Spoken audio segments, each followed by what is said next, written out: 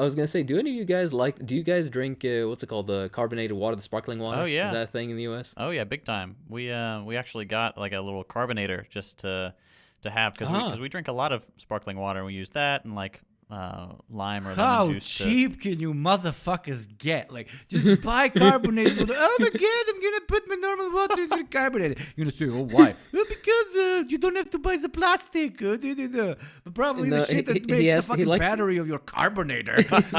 Number one. Number two, what's the science behind that? How do you just carbonate a thing? What, you inject carbon into a thing?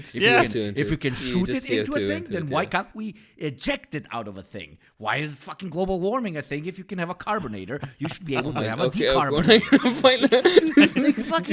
Stop. Kaczynski was right about everything. We have really overdone it. A machine that carbonates my water. Just take it from the source. The planet does a little thing called carbonating water. Just take it and drink that. You don't have to make your... Okay.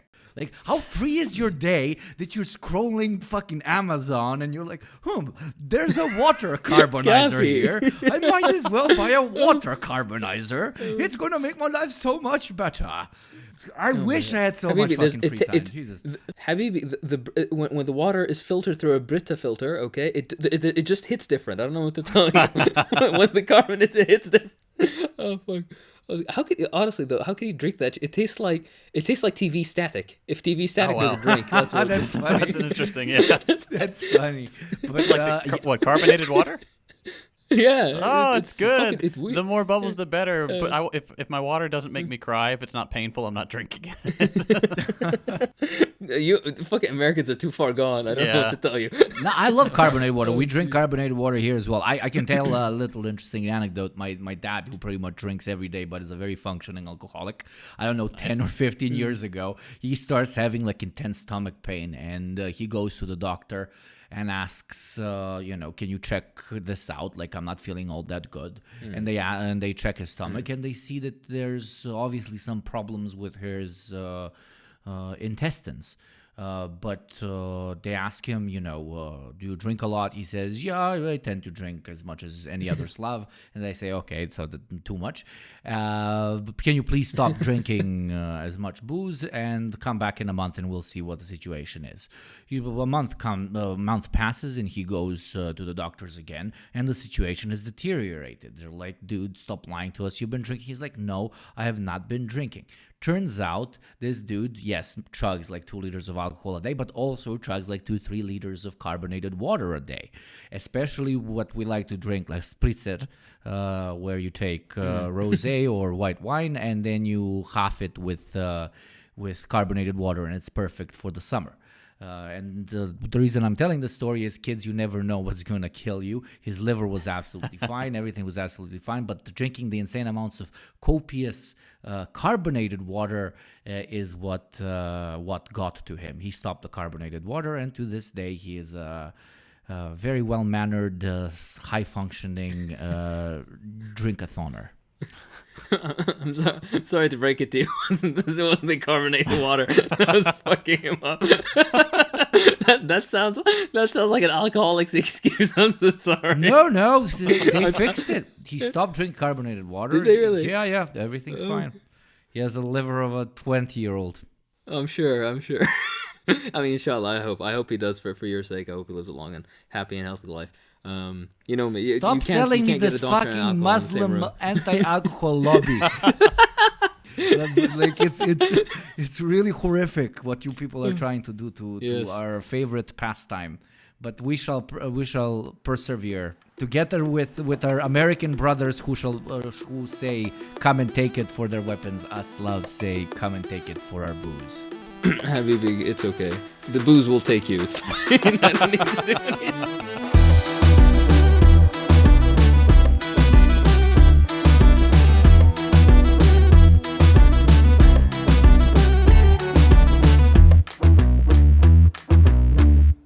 Hello and welcome back to part 2 of Stalin and his comically large spoon. This time it's not only the comically large spoon in which he drank up all of your grandma's famous borscht, but he also has a comically oversized toothbrush that we must all share, and he may have lightly grazed his butt cheeks against them, but that's the price that we have to pay for communism. So, In communism, you guys we don't like it about recycle Georgia? toilet paper, but not by making it go through a factory. But we literally take one roll of toilet paper, and it's sanctioned by the government for the entire building. So one week, apartment number 43 gets to be the first ones to use the toilet paper. Next week, it's apartment number 44, etc., etc. And it's kind of fine for apartment number 44, apartment number 43, even apartment 40, but apartment number 39, 37, 36, the shit starts really piling up on that piece of paper. So, you dry it and you wipe your shit with shit. But then again, that is what needs to be done in order to defend the world from global warming, the way you capitalist degenerates with your single-use toilet paper tend to do. Sorry for interjecting with this rant. I just wanted to make sure that it is not only Comrade Stalin that wipes his ass with his toothbrush as the greatest comrade of all time. He does not even use toilet paper. But the rest of us Just pulls his pants right up. It's just one toothbrush, and it's always your toothbrush. He somehow every night, like the tooth fairy, but he's the toothbrush fairy, gets into your fucking toilet, brushes his ass, and says, "This is for communism, baby," and then splurts out something in fucking Georgian. Okay, yeah, please continue. Just don't forget to leave out some grain, some grain and Georgian wine for for Stalin clothes. All right. So with that said, we're talking about the stupid arguments that your fucking NFT investing cousin will usually be like, I'm an entrepreneur and I don't think communism works because pee pee poo poo. The stupid arguments you usually hear. Yeah. So we're gonna continue off from where we left off the last time. Just down the list. By the way, you guys fucking flooded us with there are so many suggestions. So we're probably we're probably gonna have even enough for a part 3. Who knows? If you guys are interested enough, we might make a part 3. But with all that said, let's get started. This example is actually close to heart because my geography teacher in high school, of all things, was the one who tried to horseshoe theory me. Oh no! If you're unaware of this garbage, there is. The supreme brain rot of political compasses, obviously, and there's a particular form of the political compass, which is just basically like a line, and on the far left you have, you go slowly social democracy, socialism, communism. On the far right you have, conservatism, monarchism, fascism, Nazism. It's always shit that doesn't make sense. They don't really set them up correctly, and then in the center they have liberalism or radical centrism, whatever they are, right? Yeah. Exactly, yeah. And they like to actual liberal propagandists. This is a thing that is somewhat taken seriously. I've seen some textbooks actually show this shit. They turn this straight line and they kind of bend it to make it look like a horseshoe. And you know how the tips of the horseshoe, they get closer together. Yeah. So the implication being that the most neutral or unbiased or whatever you can be is by being a lukewarm liberal, basically, or slightly, like Democrat, Republican, like that's that small Overton window that you have.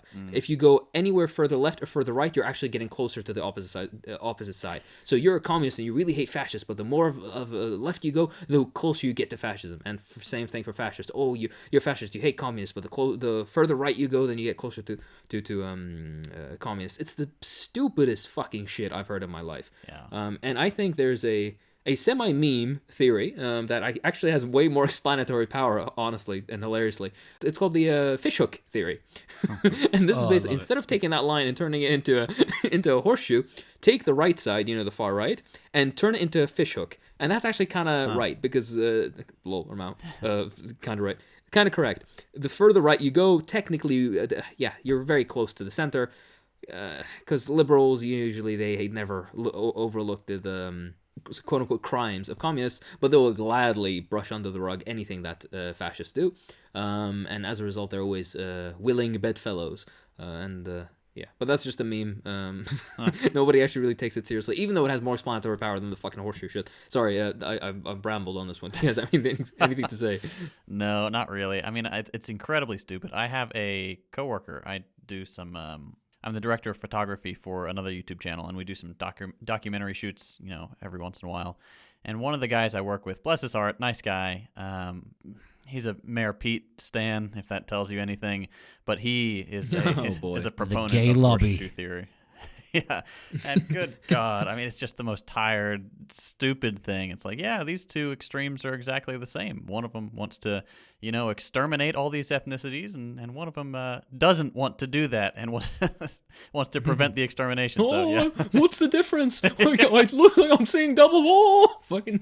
I mean, I personally just treat people who come to me with the horseshoe theories literally like a horseshoe. But that, I mean, I see them as just things to walk all over and not even just eat them. What the fuck, you eat horseshoes now? You fucking savages. Yeah, but like literally. I thought you were gonna go the route of saying you nail them, and I was like, oh, okay. Teach them the way. Like horseshoe. Teach them the way. Like, ram them from the back and keep telling them, does the horseshoe exist? Does the horseshoe exist? She's like, no. You tell them, I'll take something straight of yours and bend it. Oh, fucking. All right. Let's stop being fucking. Nah. Seriously, like, if this. we lived in a simulation, this is like the ideological framework they would give, those like vanilla NPCs that you don't even have dialogue options with, like, those blocked up, glitchy, I don't know, cyberpunk motherfuckers that just walk around with no purpose. Because that's exactly what they are. I mean, people who think A is B and B is C and C is a flying cow are nothing more than random, useless occupiers of empty space. Please, Yugopnik. The abolition, the complete abolition of private property and the supreme control and defense of private property through militaristic means are exactly the same thing. Absolutely, there's no difference there. What are you talking about? But scary man sit on podium and shout. One has small mustache, one has big mustache. It's same thing. No, Stalin mustache, Hitler mustache, Biden, no mustache. Curious. Very curious. Big if true. Jesus Christ. Okay, there we go. Myth busted. Moving on. The next time you meet anybody who says this to you, basically do what Yugopnik said and nail them. That's all you have to do. Probably the comfort and warmth of a homosexual love. I mean, if it's a man that says this, but usually it's a man. It's a guy who doesn't know what he's talking about. The audacity of men never ends. I say this as a guy myself, but yeah. The I love how Hakeem just implied that only men listen to this podcast. Oh no, not at all. But I think the women have much more sense. I think the woman would hear this shit and be like, you know what, this person is not worth my time. Women know how to pick their battles, I think. Yeah. Unlike us, where you'd spend fucking 10 minutes trying to talk to this dude and be like, no, dude, we don't want to kill fucking minorities. I've seen double. The soy boy face. But the mustache, man. Okay, yeah. Okay, coffee. But Mao, no mustache. Oh, but that ties into Biden being a Maoist. The weird Republican shit where he was swearing on the quotations of Chairman Mao. No, it's the textbook of Mao. No. Ben But Mao Asian equal authoritarian. Mao no need mustache. I forgot. White man need mustache equal authoritarian. But Asian man no mustache still equal authoritarian. Yes. Moving on from that shit show. One you've heard, it's so boring at this point, but communism, no democracy. And then, the guy turns around and is like, oh, what's that? Get back to work right away, boss, who just also happens to be the owner's son. And then, he scuttles with his tail between his leg to, I don't know, go fucking blow the dude who's promised daddy to stay off the pills so he can pull in $400,000 while basically sitting in a managerial position that he does fucking nothing on. Anyways, do you guys want to take this one or... Obviously, it's like just objectively false. Like opening any decent history book should be able to show you that. But even my favorite thing to do is pick like the most antagonistic people you can to disprove it. And so that would be the CIA for me in this instance. They had a report on Stalin specifically, talking about the whole strongman dictator myth was largely a fabrication, and even under Stalin there was significant democracy in the Soviet Union. It's like, if the CIA is saying that, what do you have? Like, what defense can you possibly have? It's just absurd. Honestly, yeah. And of course, the point is being, it's not like a blind defense of Stalin. This case, you Yeah. can take any socialist nation. You can take Cuba, Vietnam, China, DPRK, the Soviet Union, Burkina Faso. At every example, the presentation that you see in the media or in history books, usually bourgeois history, is very flawed, because the concept of democracy that they have not only is different, but it's an even fuller democracy.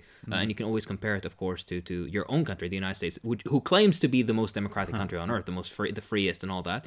But I'm just asking any American, when was the last time that you've actually participated in the democratic process? I think for the vast majority of Americans, which by the way don't even vote, the vast majority of Americans. Yeah. But for the vast majority of Americans, they have one option only to participate, quote unquote, democratically. It's during the presidential elections, and that is where they are forced to choose between two people that they didn't want in the first place. They didn't pick them. They didn't decide which positions or policies they would run on. They basically have to pick the least smelling shit from the shit pile, basically.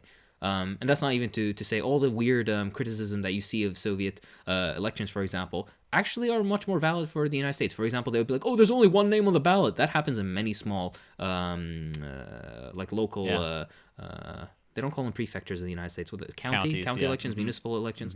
Yeah. This happens very frequently, for example. Another example is like members of the Senate and Congress. Many of them have served ridiculously long times with no it's who has voted these people in and who's maintaining them in these positions. That's another example. And of course, not to forget the most important aspect: you have practically no political democracy, but you have absolutely none.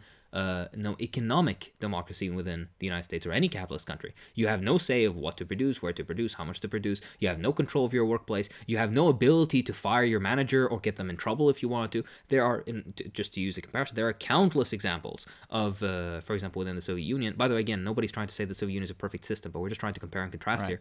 Countless examples within the Soviet Union in which you had basically a manager who does something fucked up. Either he embezzles funds or he even sexually harasses or attempts to sexually harass a worker. And they basically just go to the party committee, which was in every workplace, and they tell them, hey, yeah, this happened, and then guess what? The manager gets fired, right? They almost always sided with the workers, and that's something that doesn't happen in the United States. That is a level of democracy that actually matters because it directly affects your day-to-day life. You go to work every day being forced to comply to decisions that you had no part in making or taking, in the United States, right? And that, I think, is much more impactful to your day-to-day life than some distant, bullshit election that happens once every 4 years that you can't even be bothered to think about, let alone even, bring yourself to vote in, as the most recent voting or polling has revealed. They really don't even want us to vote, like even once every 4 years. Like the amount of voter suppression we've seen, the gerrymandering, the voter ID laws, just making it incredibly difficult to even cast a ballot should show what the elite think of even electoral democracy. But you're absolutely right. The economic democracy is a far bigger problem.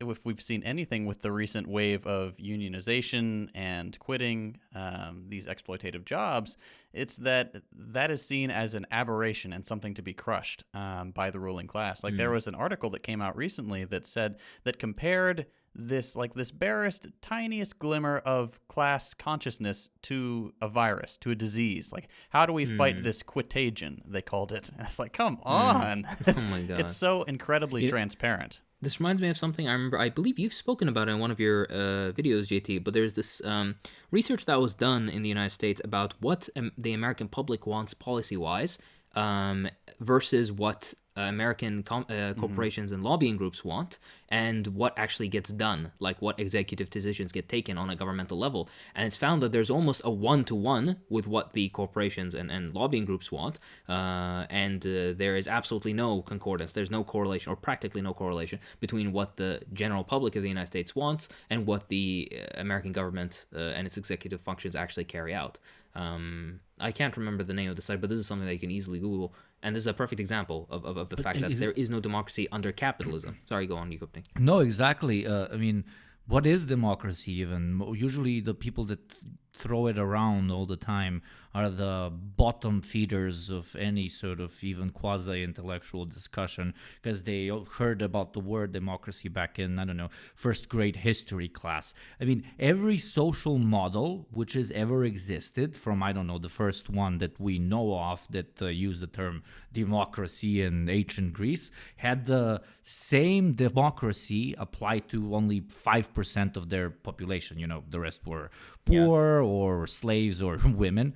And the neoliberal democracy, not ancient Greek democracy, but the modern neoliberal version, just like the Greeks back in the day, they apply the democratic values to things which do not question the status quo, like, as you guys said, mostly voting on social issues and shit. Try to pass a genuine economic bill and you'll see, the fires of hell descend upon you. So socialist democracy, even in its most initial stages, we're not talking achieved communism here or whatever, seeks, nothing but the expansion of people's rights to choose, in my opinion, from on topics that are even more impactful on their life than the choices that we have today. And that's basically it. The word democracy is just a simple gotcha that people tend to use, even though they don't understand that its definition always depends on what sort of economic model it exists in. I completely agree with you, Gopnik. And of course, just to build up on that point just a little bit more, we have to keep in mind, like just a kind of a meme point is, yeah, of course, the capitalist countries and particularly the United States and NATO, they love democracy so much. That's why they basically try to overthrow every country that even gets like a centimeter closer to socialism, or democratically electing it. But that's the meme point. The genuine point is, none of us are saying that the democracy practiced in former socialist countries, even current socialist countries, are perfect.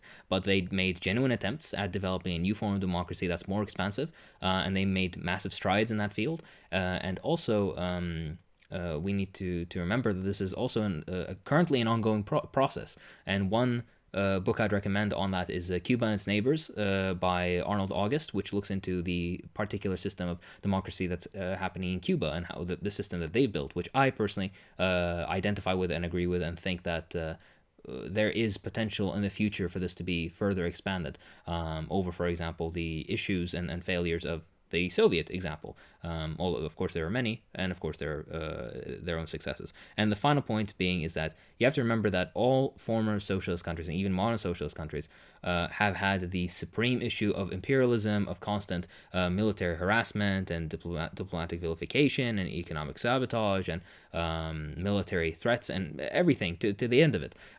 Trying to practice an all-encompassing and unlimited democracy under these incredibly strenuous conditions is, I think, like naive to expect of them, and also sadly would weaken the internal security of the state, and as a result, we end up, of course, with these contradictions of developing socialism, in which, like, we want to have all expansive democracy, but at certain levels they have to be limited. For example, you shouldn't be able to give democratic rights to, I don't know, like fascists, for example. This is like an actual proven fascist shouldn't have the ability to vote in things. The landlords shouldn't be able to come together, band together, and make their own little group and vote and stuff. And maybe in a more mature, developed socialism that is less threatened, this can be done away with, but as things stand, we always have to be pragmatic about our approaches. Not be dogmatic, of course, and just try to replicate what happened before, but also be pragmatic.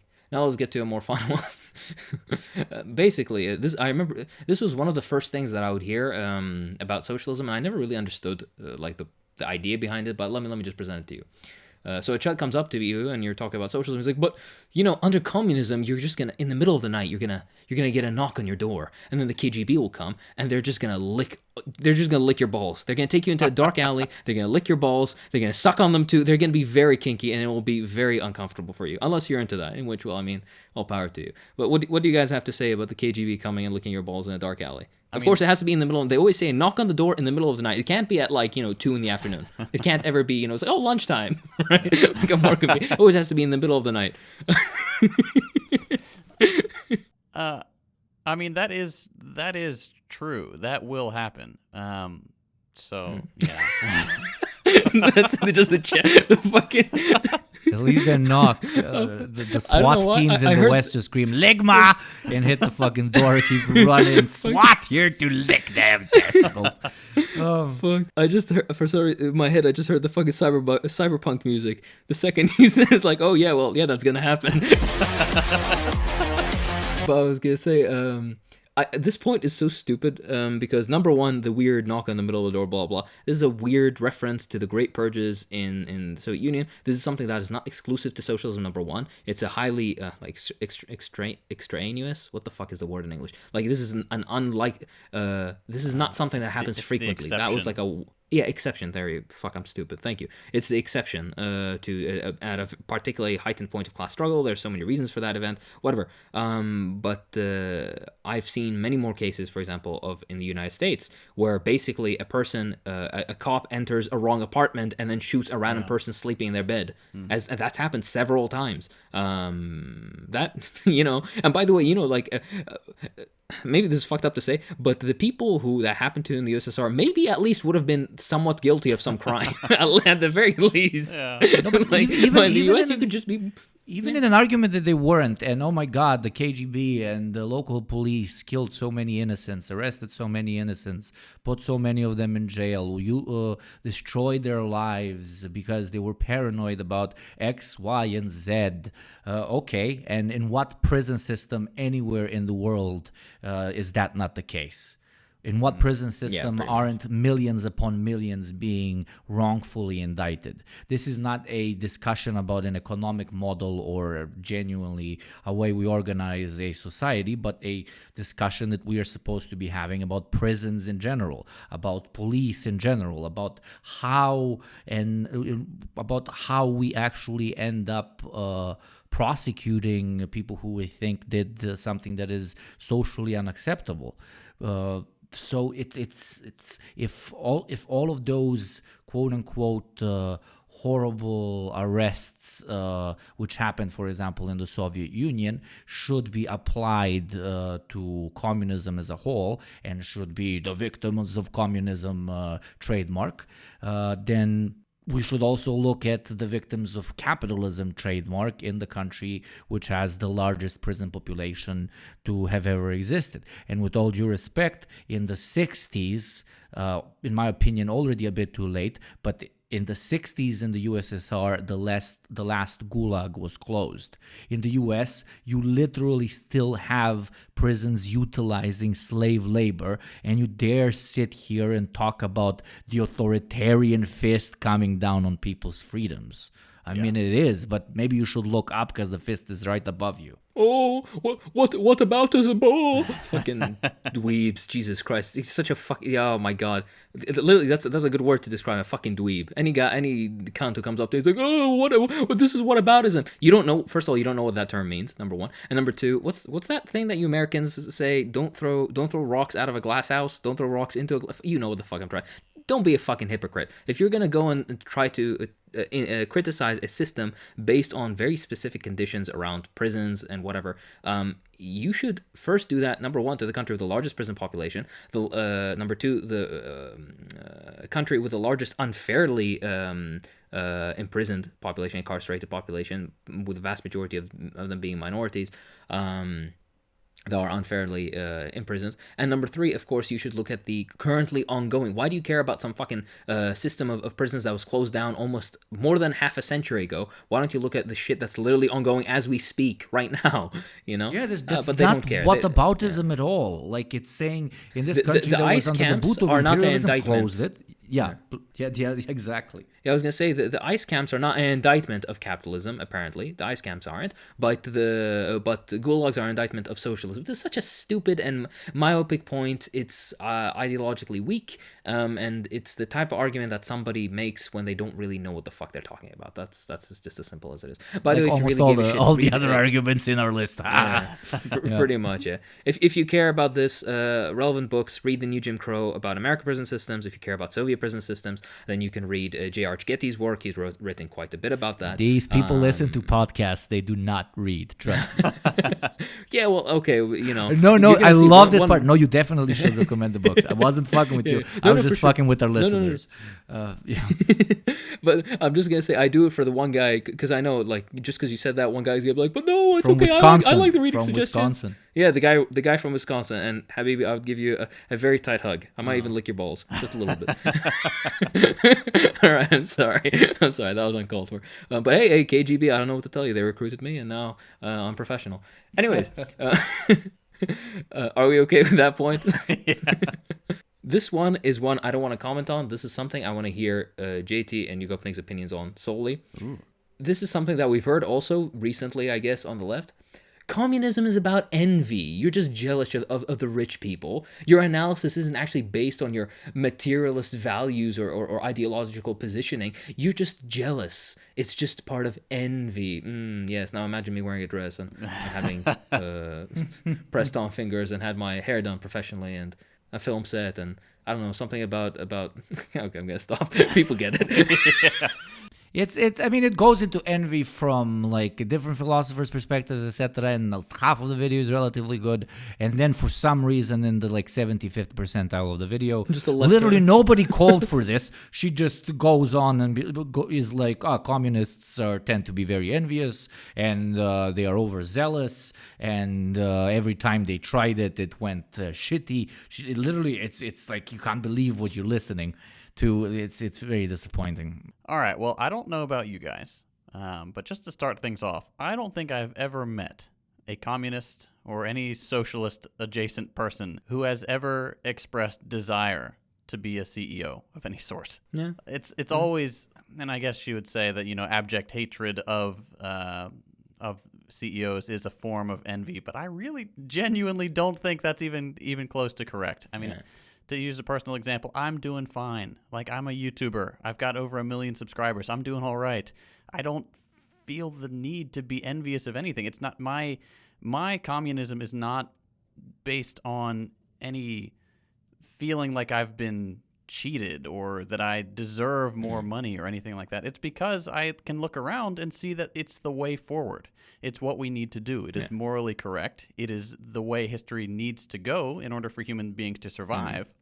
So to me, it's just a way to let yourself off the hook is to say that, oh, they're just envious. That's the way to excuse your own greed. And it's very often not even coming from a capitalist, but a wannabe capitalist who sees the extremely realistic way you're seeing the system, and they are jealous of your courage. They are envious of your courage to see it as it is, and that's why they bracket you in that category of someone who thinks that they're never going to be successful, and therefore they need to change the system as a whole.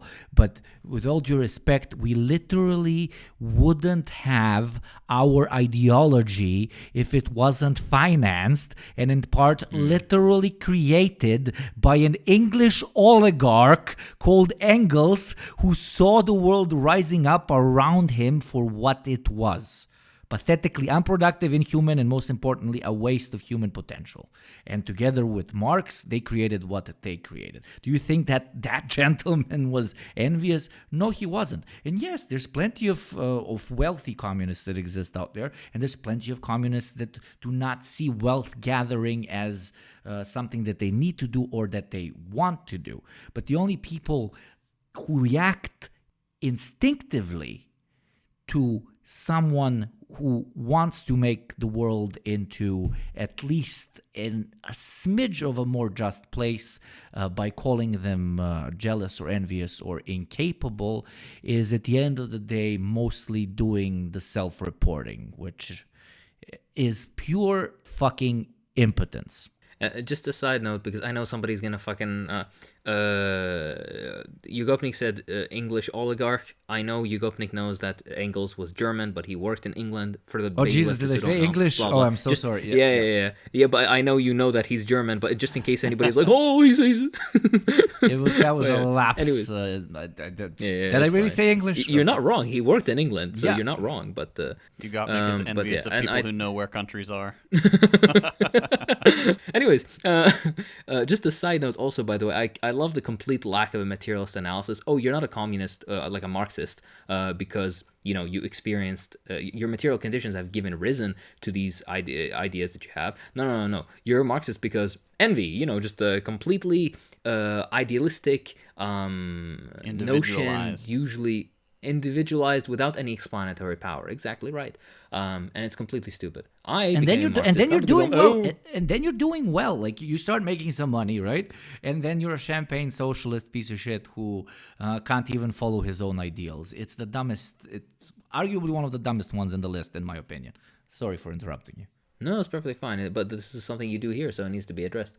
But yeah, and just to give my own example, I became a Marxist as a result of American imperialism and aggression against my country, as well as the effects of modern late-stage capitalism on the local economy, the different ways that people relate to each other. On every aspect of my life, Marxism has given me a lens in which to analyze society and the world around me in a way that has lent me explanations that make sense, that hold up to scrutiny, and that allow me to basically understand what happens around me.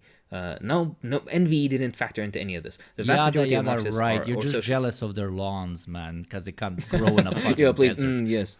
Yes, please. Pristine fucking lawns. Fucking jackasses. You can have community gardens on every street. Instead, you fucking cut that ugly thale down, you fuck. Oh my god, thale is like a... sorry, I switched to Arabic for a second. It's disgusting. You could have.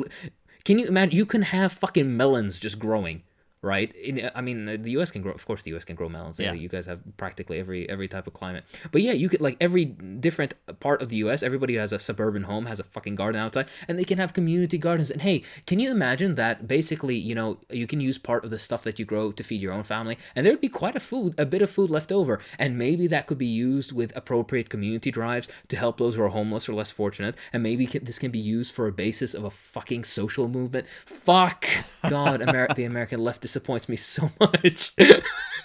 I'm sorry. Okay, the Iraqi left hasn't been much better. Okay, but we've kind of had a few wars and shit to deal with. You got a lot on your plate, yeah. Yeah. Okay. Oh fuck.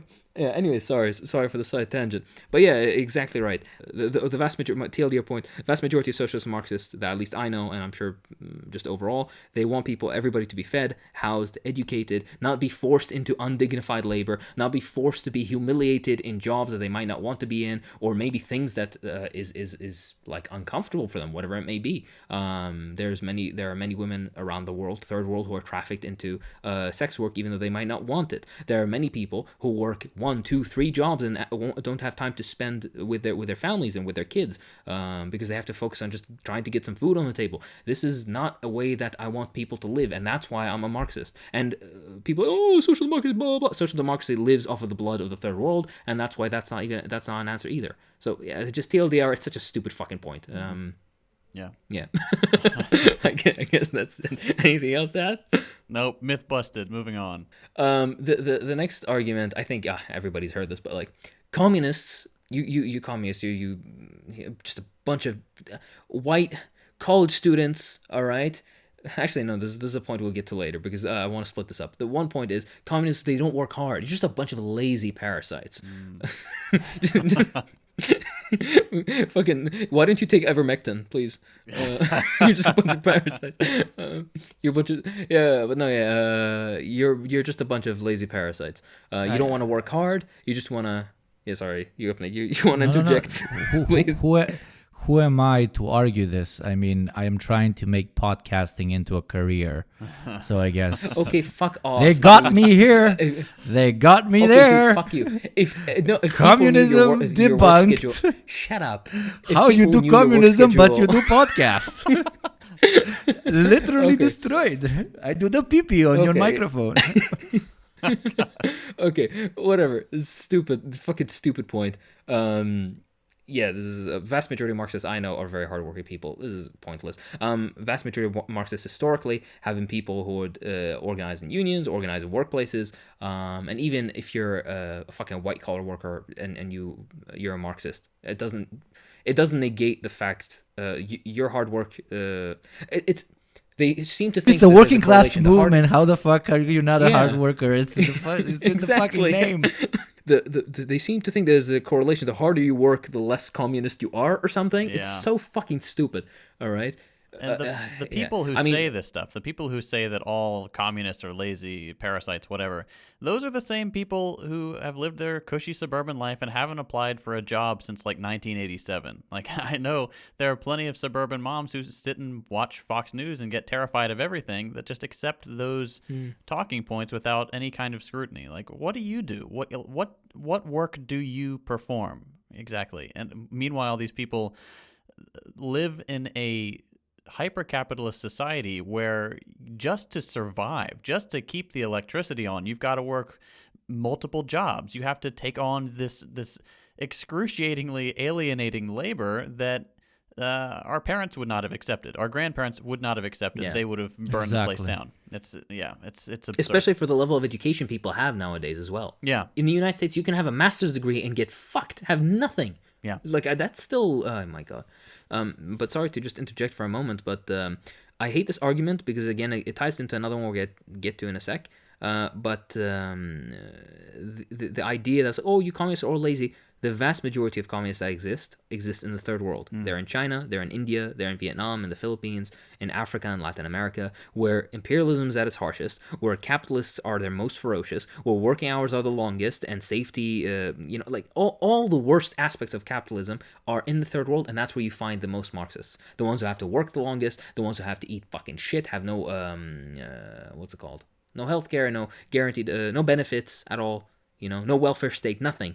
Right, and that's where you end up finding the communists. Need I remind you that I think the two largest communist rallies of this century, and I think of almost of all time, basically, have happened in India in the past couple of last year and then 3 years ago, I think. Yeah. Again, just to reiterate that. But no, you're telling me that the woman who works sewing clothes for 16 hours a day, that woman is not a fucking hard worker. Get fucked. Yeah, it's always the guy who drinks too much beer and really loves the fucking Super Bowl, right? It's that guy. Honestly, yeah.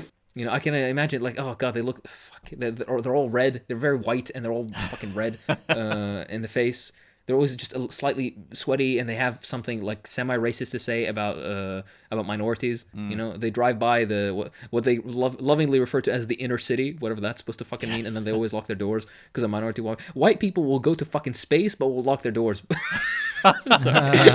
It's like, but white people are present. Just take a joke, okay, please. All right, You called Todd. each other cracker 2 episodes ago. I think they'll be fine. Yeah. How about this one? JT, I know you'll love this, of course. I'm sure you've heard this at some level. You guys are just a bunch of conspiracy theorists. Why would the free and democratic West do, and, Why would they pretend that they're WMDs in Iraq? Why would they, the Gulf of Tonkin? Why would they do that, right? Why would they assassinate fucking Salvador Allende, by the way, I forgot. I always say Allende, but the 2 L's are Y sound. I forget. I apologize. Allende.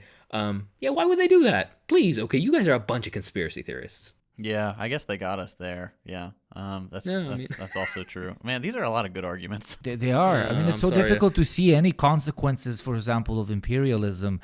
No, consequences of imperialism are sometimes shown more often than even the consequences of imperialism's dad, capitalism. At least, capital, follow me here, has the decency, to bombard us with a new crisis every, 10, 12 years, while imperialist destruction, goes into and eradicates whole swaths of the world in a matter of months. So at least capitalism gives us a sort of a period to rest.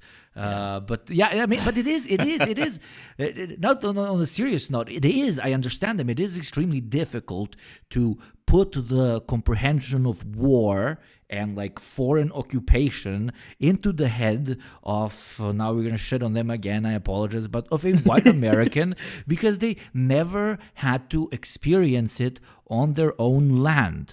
No matter what sort of like demented, insane dictator I might live under, and this is only my personal opinion, and I've lived under plenty, trust me, the last thing I want is capital's boot here trying to fix it. I've seen you guys fix plenty of other places, and thank you very much. I want nothing to do with it. We will clean our own fucking backyard. Okay, I'm writing that down. Yugopnik wants freedom. Got it. Okay, all right. They're on their way.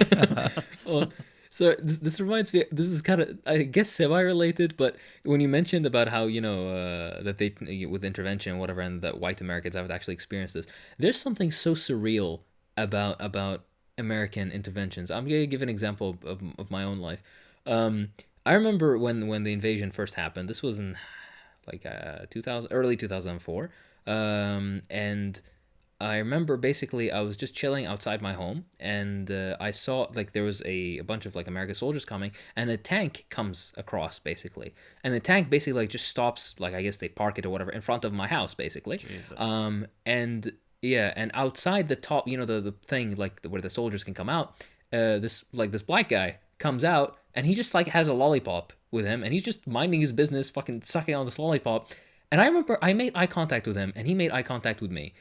And and it was like 5 seconds of us just like looking at each other, and then we went on our ways. But I'm just trying, like, white American, listen to this. Imagine if one day you leave your house and all of a sudden you see an Iraqi tank with an Iraqi guy that just pops up, and he's like, what's something that is very Iraqi? He's like fucking, he's eating kleche or something, or zlabi, which is like a weird like syrupy thing. Yeah, Iraqis know what zlabi is. A very, very pleasant pastry. And he just like pops out, and he's just like munching on this shit, and then you look at him, and he kind of looks at you, and you just have a moment for a second where you're just kind of looking at, you acknowledge each other, but neither of you, in your eyes, you can tell that neither of you know why you're there. Yeah. If that makes sense.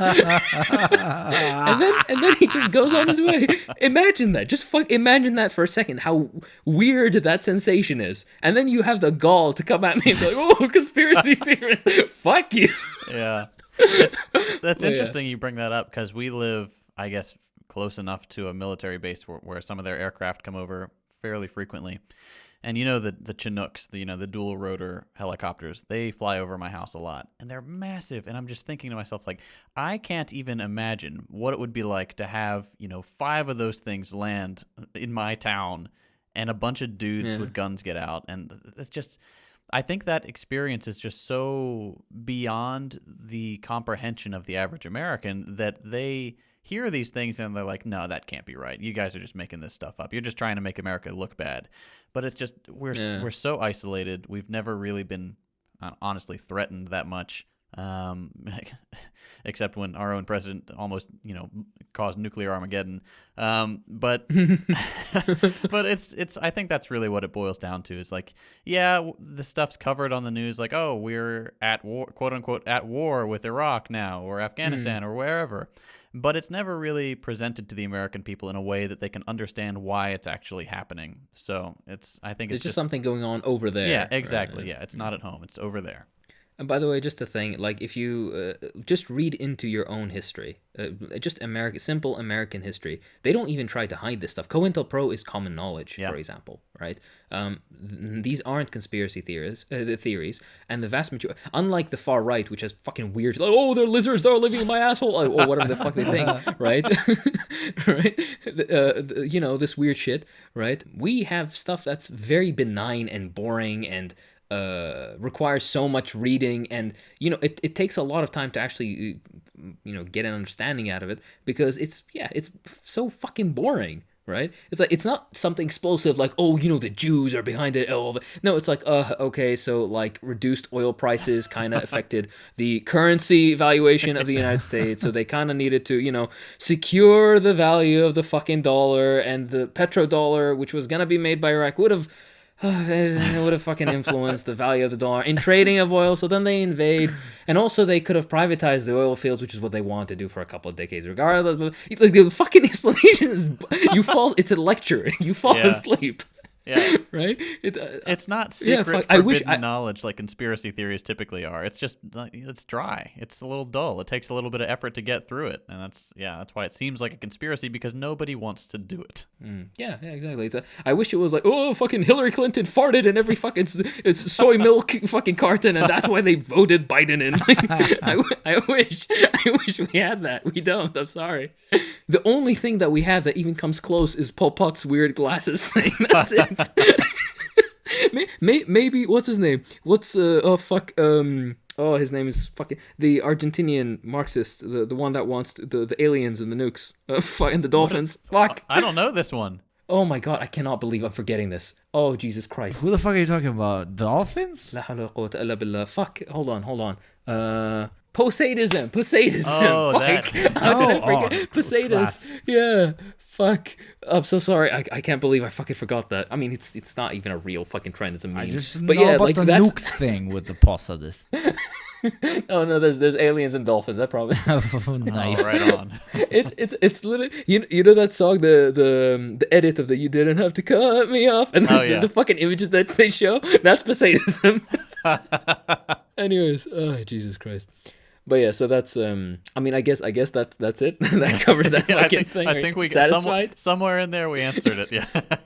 Yeah, beautiful semi-emotional conversation. It's going in a very good direction. And then I'm quoting you because I tend to do this in this podcast, so I'm a bit jealous. And Hakim jumps out and he's like, those guys with the dolphins from Argentina, dude? I'm like, okay, he's taking it somewhere, probably.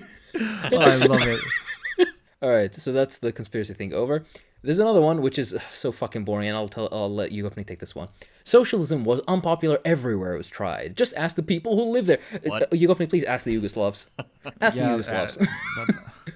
I mean, if we kind of touched on it before, but if someone steps on your toe in socialism, it's socialism's fault. If, I don't know, a whole building catches on fire because the contractors were incentivized to save money and use flammable materials in capitalism, they just call it, what, JT? Oh, yeah, a separate incident or a... Unrelated, an externality. Or if it's in my country, they call it collateral damage. Yay! Oh God. Sorry, go on. No, that's it. I don't really. There's not much to address this point with because it's kind of linked with in between the previous ones. But yes, as someone who literally knows thousands of people who have lived through Yugoslav-style socialism, those who have spent the majority of their life in it almost exclusively talk positively about it. Many who even have managed to become even capitalists and become even rich in the post-Yugoslav era of early capitalism and at this point very sped up late-stage capitalism, if you can even call it that. Some of them also nostalgically look back at the quote-unquote good old days. And I've heard people literally tell me, I wish we lived in whatever it was before because the world wouldn't have turned me into the person that it had to turn me into in order to survive. I mean, there's a joke we have here is that the harshest capitalist is an ex-communist because a communist knows how capitalism works and therefore understands that he needs to eat before being eaten in order to survive. And that's why so many hardcore both oligarchs and mobsters and drug dealers, etc., do come from the part of the world where socialism existed before because they understand dialectical materialism. These people know that they have to eat before being eaten, and that's when they turn into these fucking animals, etc. But yes, socialism was not unpopular everywhere it was tried.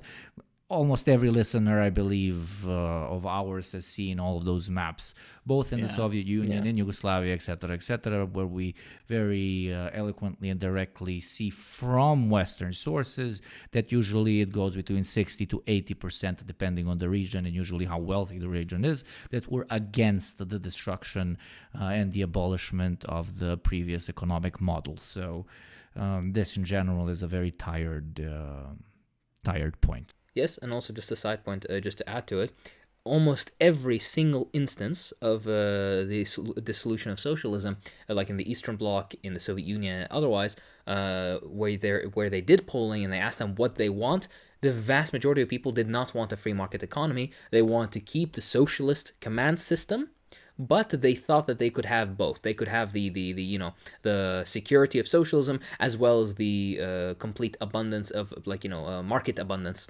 and variety that certain Western like capitalist countries had, and they tried to kind of mix those two together. They didn't realize that if socialism goes, everything goes. They can't just pick and choose. You notice this with polling done in Czechoslovakia and modern Czech Republic. You notice this in East Germany. You notice this in Russia. Polling that they did there, etc., etc., etc. So that's vast majority of people wanted to stay in socialism, and the vast majority of people now in former socialist countries miss socialism. The absolute worst you can get is a very substantial minority. We're talking like 40-45% of the population misses socialism. You can say maybe another 30% are somewhat indifferent, and maybe 15% are like, oh, the market system is good, and then you fill in the fucking gaps there with people who don't vote and whatnot. But yeah, so that's, I think, unless JT, you have something to add to that? One thing, I mean, the only thing I can say to our American listeners is also the people who say this sort of thing, like, oh, all the people, like, they hated living under communism. All right, who told you that? I hate living under capitalism. Yeah, Bruh. Yeah, exactly. But those people, 90% of the time, they live in Miami. They're not... You know the type of person that it is. It's like the only people who say they hated living. Yeah, exactly. The only people who hated living under socialism were the ones that were trying to take advantage of people, and that wasn't allowed. Like they were trying to have a monopoly on eggs or slavery or whatever. But it's the egg monopoly. Yeah. Oh my god. Oh fuck! Get fucked. Yeah. Oh, running around the village, castrating other people's cocks. Oh, fuck. Yeah, castrating the cocks of the cocks. Oh, that's funny. Look, yeah. The Cultural Revolution was justified just because the egg monopoly guy was was punished. He had to have the stupid sign that said, "Look at this fucking bozo." Okay, the egg monopoly, and then they fucking Anyway, yeah, most people who experienced socialism would like to go back to it. They look back fondly on it, and they do not care for this awful alternative that we've been offered. I think that's a nice roundup to that question. Thank you, guys. Now, here's another one. Communism makes everywhere that it was tried poor. Just don't look at, Burma or Somalia or Ecuador, Senegal, Cambodia, the Ivory Coast, Pakistan, Colombia, fucking everywhere. Okay, Burundi, fucking, yeah. Oh, jeez. What do you guys have to say to this? It's just just open a history book. Just... Like, even if you just take Chile, for example, good, run-of-the-mill, moderate... I'm sorry, JT, hold on, to cut you off. Sorry, I opened a history book, but my history book told me that the Native Americans just, they just made room for us. when we got off of the Mayhem, the Pilgrim, what the fuck was it called? The Mayflower? That would have been so much cooler. Should have been called the Mayhem. Yeah. That would have been accurate. Fuck. Yeah, they stepped off the Mayflower, and, the Native Americans like, hey, you see those weird-looking people? We're just gonna make some room for them, okay? By the way, don't mind me. I'm gonna die of smallpox. I'm just gonna. But their ship is literally called Mayhem. Nah, it's fine. They probably listen to heavy metal music or some shit. Savages. They're not even sorry. Yeah, no. Anyway, sorry, I cut you off, JT. Go on. Yeah, so if you look at Chile, it's they were doing great. They were developing well. Their economy was going upwards, and then when that was taken away, when a rabid free market dog was installed in the form of Pinochet, guess what happened to their economy? Oh my god. I'm sorry, could I just interject? Yeah. This is how Western media, or not Western media, but like bourgeois media is such bullshit, because there was an interview where they're trying to say, they were like, nostalgia for Pinochet is high, and the person that they're interviewing is a literal relative of Pinochet. Yeah, I saw that. Do you remember that? Oh my god. Fuck. Oh, Jesus Christ. Oh, so funny. Jesus. But why do you miss Pinochet? He compared to my other uncles, he only put one finger up my ass. Oh, the dissidents he would torture, he'd make necklaces out of their balls and he'd give them to me. Those are fond memories that I have of Finnish. Like, I'm just like, what the fuck? It's such a stupid, Yeah. Oh god. Whenever they try to talk about like former socialisms, they always bring the most fucking rabidly anti-communist, usually like, oh, my family collaborated with the Nazis and I'm a former fucking landlord types, right? Yeah. Jesus, I remember I saw the stupid fucking thing. There's a national writer of whatever the fuck in Romania, and they love her. Oh my god, the European Union loves this woman, right? And all her books where she fights back against the authoritarianism, this fucking bullshit. And then guess what? Her family is of German origin, so they're German Romanians. They collaborated with the Nazis. They had massive tracts of land and serfs who were basically their land was confiscated, their villas and their literal castles were confiscated by the communists, their slaves were freed, and basically they're like, you know what, you also participated in pogroms against the Jews, so yeah, we're gonna have to like arrest some of you guys. And basically now the modern Romanian government has given back her family all the property, all the fucking land and castles and villas and fucking everything else, has compensated her monetarily, and also now she's like a massive publisher who's goes on these talks against totalitarianism at the EU and in fucking American sponsored garbage. Ugh. So yeah, these are the types. There's a whole documentary on HBO about Yugoslavia, and it's about this lady who is complaining that they took her 300 square meter apartment back in the day and they split it in half, and they gave half of the apartment, they built walls, and they gave half of the apartment to people who, whose houses got blown up by the Nazis. And the whole documentary, which is made by who, I wonder, by her granddaughter, about her, is literally just recording her walking around the apartment, waiting for the grandma that lives in the apartment, which was nationalized, to die so that the government can allow her to privatize it. And it's shot in this very specific way, and it's funded by HBO, for fuck's sakes, that they really try to sell it to us that, she's gone through this horrible experience and she can't even have her own home, etc., etc. That her father, a great entrepreneur back in the King's Day, managed to earn and build, and so on and so on. It's a it's fucking garbage. Played out classic story in which we try to turn the privileged into the unprivileged, just so that they themselves can feel better, and the viewership, which is also among the privileged, can feel better about themselves as well. But that is a very common thing in countries which have gone through socialist experiments before, because the second those specific governments fell, billions of dollars of investment came flooding into our countries, and especially our political spheres, which wanted to make sure that under no circumstance, now that there are free and just elections, the communists don't get reelected. So they invested in center-right, usually parties, sometimes very far-right parties, and not only that, but into heavy-duty re-education, decommunization, as they call it, propaganda machineries, which has led us to the point in which we are today, where we are seeing the last 30 years of this capitalist experiment going horribly wrong, at least for the vast majority of people. And yet it's so instilled in so many people's minds that the poverty we're seeing today is still because we haven't rooted out the communist disease from 30 years ago. It's still in people's mentalities. They are still lazy. They are still stupid. I talked about this in previous episodes. They're just Eastern Europeans. We're not civilized like the Westerners, etc., etc.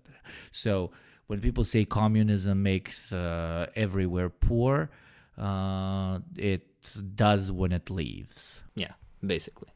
And the our point of that is, please actually look at the research. Every country that was before socialism and after socialism has experienced for the vast majority of them, explosive forms of economic growth. Even the very poor countries have managed to achieve growth that matters. Not in fucking, GDP, which is a meaningless measure half the time because it just measures like transactions. You can be an incredibly wealthy person or a small clique of very wealthy people buying stuff back and forth and have a very high GDP. But no, it's measured in actual things like housing, access to healthcare, access to medication, access to education, the ability for people to have leisure time, culture houses and theater and whatnot, infrastructure, etc., etc. So like it's a stupid point, and the research stands completely against the idea that it makes it poor. And by the way, of course, all these countries have achieved this very impressive, what I would consider to be success, in the face of severe trials from the West. And again, what JT always says, which is incredibly profound: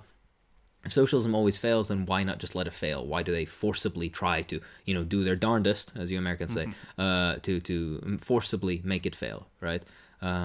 So that's also something to keep in mind. Yeah. I think we can take these last three very quickly. I think we can just do quick fire for these. Commies, come in for my guns. Yeah, because that's how they fuck it. They're like, oh, it sounds like they're about to nut when they're like, oh, the commies are gonna come for my guns. But yeah, let me, if it's okay, I would like to share 3 quotes with the fine gentlemen of the podcast. The first one, of course, is the beautiful quote of Marx, in which the whole working class must be armed at once with rifles, cannons, and ammunition. Any attempts to disarm the workers must be frustrated by force if necessary. That is our dear bearded Santa Claus. Another absolute Chad, Mao Zedong, had this to say: "It is only by the power of the gun that the working class and the laboring masses can defeat the armed bourgeoisie and landlords." Of course, let's not forget that he also was the one to say that political power grows out of the barrel of a gun. How can somebody be so based? I have no idea, but he manages. He always manages. And finally, my own personal beloved Lenin, who said, "It is most urgent and essential that there be a universal arming of the people." And of course, Lenin, as you know, was also wrote about people's militias, amongst many other things. Practically every socialist country that it existed had some sort of popular militia. It had education for the population for the use of arms, for the cleaning of arms. They had access to arms to differing extents, but you could definitely get them. I mean, for fuck's sake, in the DPRK, farmers have like have artillery weapons. like unironically, yeah, they do. The idea that and by the way, our favorite liberals in the U.S., of course, like liberals like Nixon, or other such other related Republicans who basically passed gun regulation laws in the United States, for example, in California, because black people were arming themselves. This is speaking of course, the Black Panther Party. To Americans or anybody else listening, communists are never there to take your guns. Communists are there to basically put guns in the hands of the workers and hopefully disarm fucking, fascists and Nazis and those types, because those people don't deserve to be armed. But the best way to disarm those people is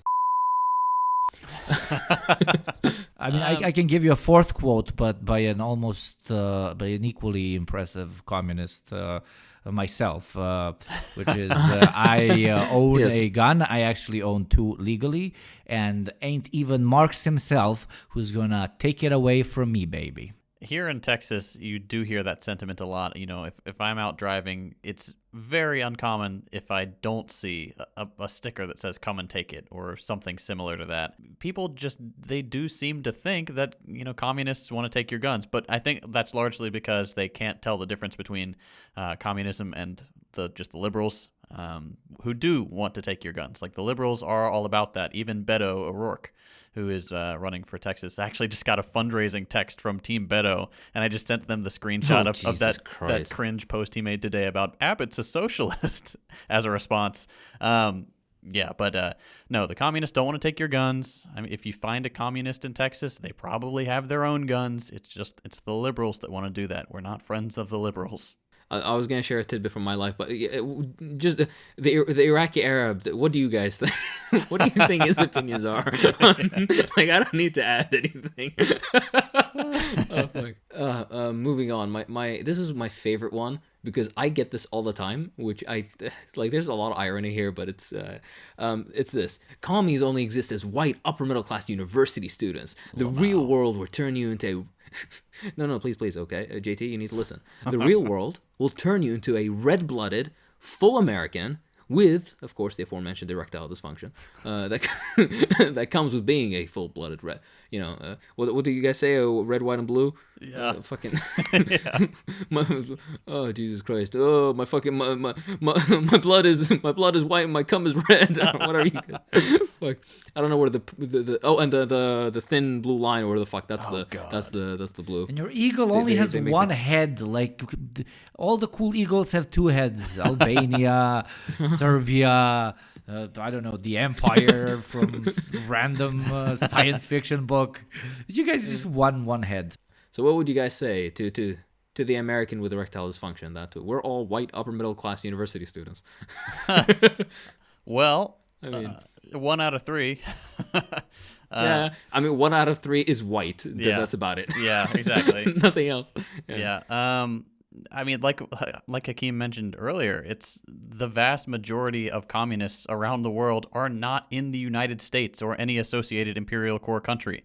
They're in the developing world. They're in Asia. They're in Latin America. They're in these places that are very much not the image these people try to sell of like blue-haired liberal college students. That's just not reality.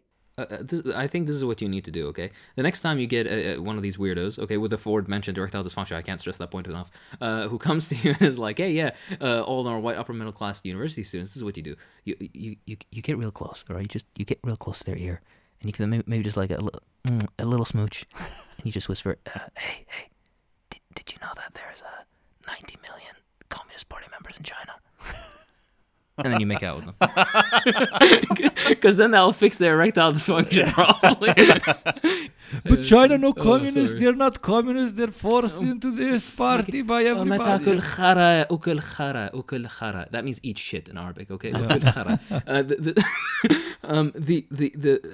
Regardless of what you think China is or isn't, all right, they still have a nominally named Communist Party that has 90 million members. So eat my dick, whether you like it or not. They consider themselves to be communists. Fine, don't take China. Take the Vietnamese Communist Party, which has millions of members. Take the Cuban one. Take India, which isn't even a communist country, which has millions of... India alone has like 100 different Marxist parties. I think this morning I was trying to, in between fucking bullshit that I had to do at work, I was trying to read about them, and I was like, oh God, I'm not... Again, the trials of a Marxist, like you need to know everything about everything. So I was like, I should learn about the differences between the communist parties in India. I'm reading, I'm like, well, one of them is Maoist, and then it's like Maoist faction too. What? Why? And then it's like some stupidly small disagreement that they had. Oh fuck. Well, it just goes to show that the average American's conception, the world is the United States to them. There is just no conception of what's outside these borders. As Yugopnik said, everything else is DLC. Yeah, very apt. All right, I'm going to throw you a low ball, one that's quick, and this is the final one. Under socialism, all housing is ugly. You're going to be living in gray, bleak, okay? Don't look at our suburbs. Gray, bleak, okay? Forget our infrastructure, our decaying infrastructure. Gray, bleak. Don't look at the concrete panel roads, okay? Please don't look at them. I'm embarrassed. Oh my God. Gray, bleak. It's always gloomy outside. You always hear "Molchat Dama" plays all the time. Okay, all you hear is "a minute on the suit." That's all you hear green every or day. pink or blue, you get executed immediately, but only after the KGB licks your balls. Of course, yeah. They have to take the tax. Okay, you don't pay tax under socialism. You pay them the ball licking tax. They don't take your money. They take your dignity. State regulated ball licking tax for anything that is not gray. Yeah. There are quotas for it, of course. The KGB comes in and is like, okay, apartment 43. Don't take my son, please. Everyone has to only drink sparkling water because it tastes like gray static. Oh fuck. So yeah. Okay, number one. It's a home is better than being homeless. Yeah. Number one. Number two, historically, the housing that was built was rapidly built to basically make up for the lost housing stock of World War II. which destroyed massive amounts, entire cities and villages and everything. Literally millions of people displaced and homeless. So these people need very quick housing. They didn't care if it was fucking pretty or not. Third of all, vast majority of it at its time when it was new and maintained did look pretty good. I'm actually, like, you can pause this fucking episode now. Just go and type, I don't know, Yugoslav apartments or whatever, or like apartments Moscow, whatever, 1979. Just put in a random year where it was actually socialism. Most of them were painted nicely. They looked brand new. They were maintained. They looked nice, you know. And by the way, again, not to reiterate, but in that, under socialism, there's an economic plan. Under their economic plans, all this housing that was built rapidly to make up for lost housing stock wasn't meant to stay indefinitely. This was housing that was meant to stay for 25, 30 years, and then basically allow for development of to bring up the economy again, so that they could build more sustainable housing down the line. Just an annoying little thing got in the way of that, called the dissolution of the Soviet Union, that kind of prevented that. So that's why they're still in like 50-year-old housing that has not been maintained whatsoever, because hey, guess what, the reason those places look like shit is because of capitalism, not fucking socialism. And of course the aforementioned suburbs that look like shit. Sorry, you take the reins. Yeah, somebody else. TLDR, now we have more money and technology to build prettier, nicer, more aesthetically pleasing, free housing for everyone if tomorrow the socialists would take over.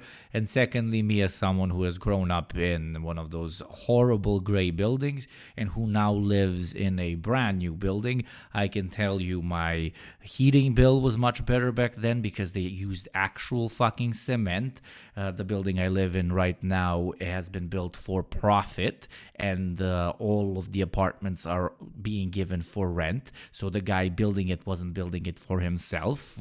So did he save money on everything? And do I have paper walls? And do I have to listen to the 90-year-old grandma next to me shit liquid diarrhea every single evening right next to my ear where my bed is positioned? Yes, I do. Did I ever have to do that in those horrible commie blocks? No, I didn't. And thankfully, actually, recently that one specific commie block was renovated, and it was colored in blue/pink, and it looks lovely now, and the entree and everything is absolutely fine. And number 3, I mean, Hakeem kind of mentioned it, but it was fucking free, you dumb fuck. Like, okay, it wasn't too beautiful to look at, but you didn't have to take out a mortgage that you will have to pay off for the next 30 years the way you do, because you would have a place to live in, no matter what, because it was a human right. But alas, it was gray, and that is fucking disgusting. Just a point, just before you speak, sorry, I'm cutting you off, JT.